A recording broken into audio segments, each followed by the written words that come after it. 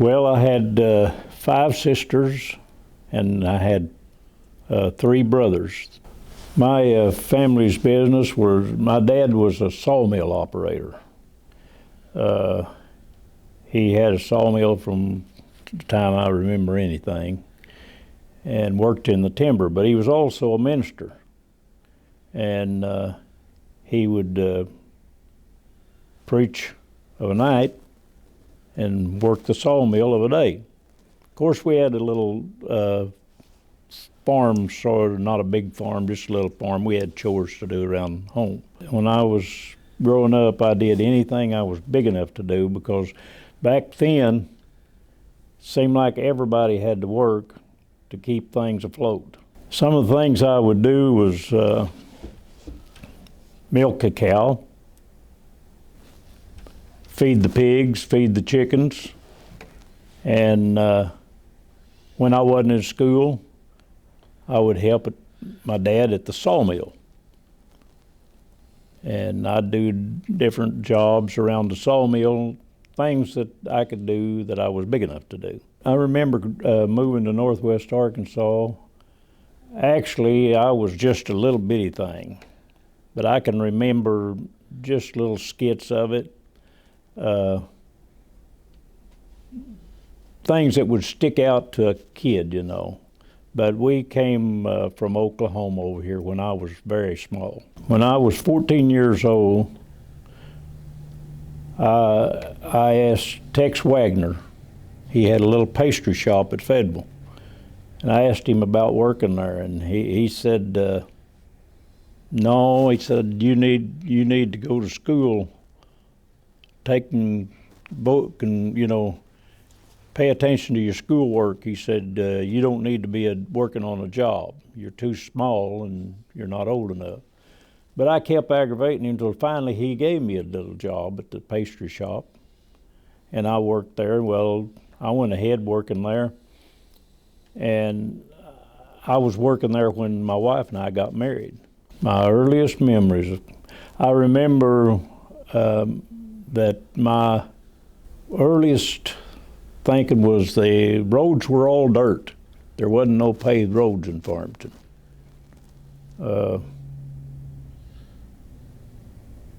I remember the old store buildings down here. There were stores still in the buildings. The old Whites had a, people named Whites had a store down here. A little later on, Davis's had a store down here. I remember that. And the school was very small. The old bleachers that we sat on when we had a football game were pretty rackety. But Farmington was a nice place to live. Had some beautiful people, and it was nice. As I was growing up, I lived over around Wheeler. And then my dad bought a place on West 16, which is called Weddington now. And by the way, it was dirt all the way from our house to Siloam Springs. Okay, well, when I was first in school, well, I went to White Oak School. I don't know if you know where that's at or not, but it's between here and Taneytown. And it was just an old one-room school. And the teacher, we had a man teacher. His name was Mr. Danforth. He taught grades 1 through 12 in a one-room school. Well, after I left there, I went to Harmon School for a while. And then I went to Farmington School for a while, and I went back to Fayetteville School, Leverett School, up there by the university. And the reason for that was we had moved, and it threw us in Fayetteville District. so I had to go to Fayetteville school. And the bus would come from Fayetteville out, and the bus would plumb me into Fayetteville. What I remember about it, that's where I met my wife. She used to sit in front of me in class, but I didn't know she was going to be my wife then. But I remember Farmington school being not a big school. It was bigger than my little one-room school that I had went to when I first started to school. But I remember the roads being dirt. I remember the old school buildings. One of them burnt while I was going to school there. And then we had the old gymnasium, which that's actually the only, it and the office over there is the only two buildings that are left of old Farmington School. We've built all new buildings. The old rock building that used to be on the corner over there, I didn't want it tore down because it had a lot of memories for me. After I had grown up, I worked for Farmington School. I was a bus driver for Farmington School. I did the maintenance at Farmington School. I did the maintenance on the buses for Farmington School. And I did all of it out of this little old rock building that sat on the corner over there. And the only thing I could get in there when I'd go to work on a bus was the nose of the bus. That's all I could get in the building. But it had a lot of sentimental value. And I did talk them into packaging up the rocks that they took off of it. And far as I know, the rocks are still over at Farmington School. They're great big sand rocks. And I tried to get them to not tear the building down, to reface it and do something of value with it. But they ended up tearing it down because they said it was made a blind spot over there. I remember classmates, the teachers, I really don't remember the teachers. I'm thinking Miss Webb was one of them. But I remember Wayne Reef as a classmate.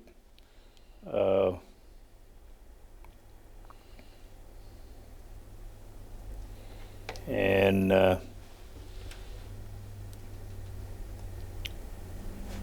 wife, Patsy Clevenger, she was a classmate. I remember the people that lived here. I remember the Alvin Andrews and his family that lived here in Farmington. I remember the Reef family.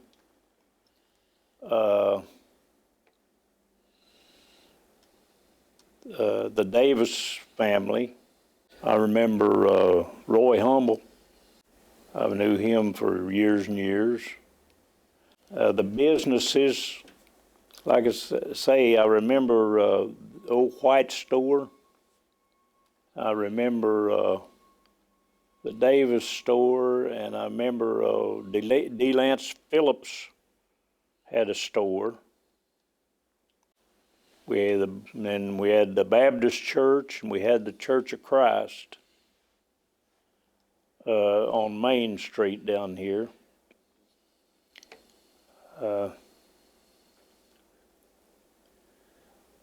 remember the old VFW post that was set down there. I think that old building may still be down there. Well, I remember we had Ernest Tubb, he did 2 shows for us to start the fire department in Farmington. There was a lot of people involved in that. I have a book that has a lot of names of sponsors people sponsored getting Ernest Tubb to come and do this to raise funds for the volunteer fire department. Farmington had one fire truck, a little bitty truck, wasn't very big. But I do remember that. Bill Andrews was the fire chief. Bobby Carlaw was the mayor of Farmington. And, but getting back to Ernest, he did 2 shows, and the old gym, it's still standing over here, the old gym was full, both shows that he did. And we did real good on raising some funds. We got the fire department and got it being active in Farmington. To do that was very important because, you know, Farmington wasn't a big town, but it was began to grow. And you need to, you know, you need some kind of protection. And of course, we had the, I think at that time when we first did that, I think we had 1 police officer. And then when we got the fire department going, well, I was a volunteer fireman at that time when we got it going. I volunteered, and I don't know, I think there may be a diploma somewhere around the fire station here, if a person could find it. Whenever I graduated from Fayetteville School of Fire up there, I went up there took a class. But all of us was volunteer at that time.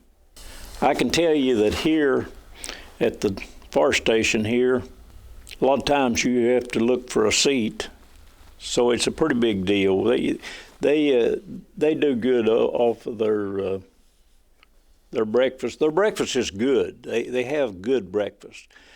But not only is that, it's the fellowship that you get. I mean, you come in here and you know 99% of the people that's here, you know, and it's just a great thing to be able to sit down and fellowship with people, and maybe some of them, maybe that might be the only time you might see them till next year when we have the next pancake breakfast. But it's a big deal. It raises, I don't know how much money it raises for the fire department, but I know it helps. You know, now then they have more ways of cooking than they did back then. But I remember that the guys, the firemen, they always enjoy that, cooking that stuff, you know, and it was on a smaller scale when we was in the old fire station, but it's grown. It's just like everything else. It's grown. The senior center. Wanda and Russell Spears was very active in getting money raised for the senior center. Wanda called me and she said, "Would you do music for us?" And I said, "I sure will." So I played music. They would make up food baskets. My wife and I would deliver them. And we did this, and we did fundraiser after fundraiser to get matching money for the senior center here. And we finally raised what we needed to raise. But I was active in it. Wanda and Russell was more active than I was, but we got it done. And I'm proud of the center over here, because not only because I had a little part in helping with it, but it's something that was very, very needed for the community, and I'm very proud of the center. You know, I don't know. I did lots of them, lots of them. I wish I had kept track, but I didn't. I never give it a thought. But that's like after we got the senior center built and everything, and I started hauling meals. My wife and I, we haul meals, and we did it for 15 years after we got the center built. I wish I would have kept track of all the meals that we hauled, which would have took quite a bit of paper because we hauled a lot of meals. Because I was hauling at the last part. I was hauling probably, I don't know, maybe close to 60 meals a day, you know. But I didn't keep track. I wished I had, but I can only say it was a lot. We did a lot of fundraisers. Well, I got involved in music whenever I was, actually, when I learned to play, I was 5 years old. My dad was a musician. He could play just about any instrument he wanted to play. And so I guess it was bred in me to play music. But I started out playing when I was 5 years old. My uncle had sent me a ukulele. And by the way, it was a Martin ukulele, which was an expensive one. And I learned to play that. And that's how I started in music. And then, of course, I just kept graduating out of one thing into another, you know. Music is something that you never learn it all. It's just something that you can always learn more. If you get where you think you learned all of it, then you're in bad shape. You're not going to progress anymore because you can always learn in music, and it's very, very rewarding, not only to the person that plays the music, it's very rewarding to the people that listen to the music. First off, Alvin Andrews knew Ernest Tubb. Alvin was from Denton, Texas, and him and Ernest Tubb, as boys, rode horses together down there and had a good time. This was before Ernest Tubb became the singer, Ernest Tubb. Well, whenever we was going to have him come here to do some concerts for us, Alvin said, "I'll introduce you to Ernest Tubb when he gets here."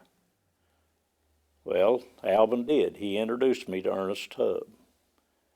And he told Ernest, he said, "Ken plays music for us around here, and we enjoy him." So Ernest said, "Well, let's go out on the bus." So we went out on Ernest's big Silver Eagle bus, which was sitting over here by the gymnasium. And Ernest gave me the guitar that Jimmy Rogers had gave him and said, "Play me something." So I did. Well, he said, "I want you to come to Nashville." So he ended up giving me a contract. And he told me, he said, "Now this will be one night stands, because you'll have to be promoted, and that's the way we promote you. You got to be here one night, and you got to be somewhere else the next night." But my son was little, and I was always raised, family comes before anything else. And so I'd look at my little boy, and I'd look at the contract, and I wouldn't sign it. I told Ernest, I said, "I'm going to turn it down," because I said, "I can't leave my son. He's little, and I can't do it." And that's how it come about.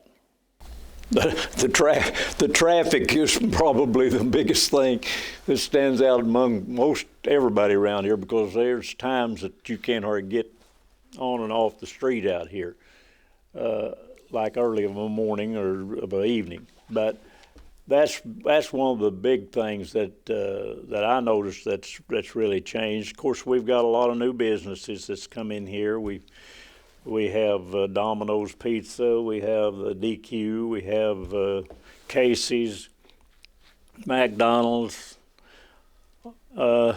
Sonic. Now then we're getting over here taco place, Taco Bell. It's grown tremendously in the past 5 years. It's really grown. It's an awful good place to live.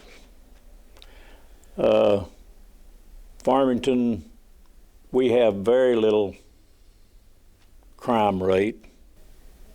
The store people that we have here is nice at the stores. Our police department is very, very nice people. They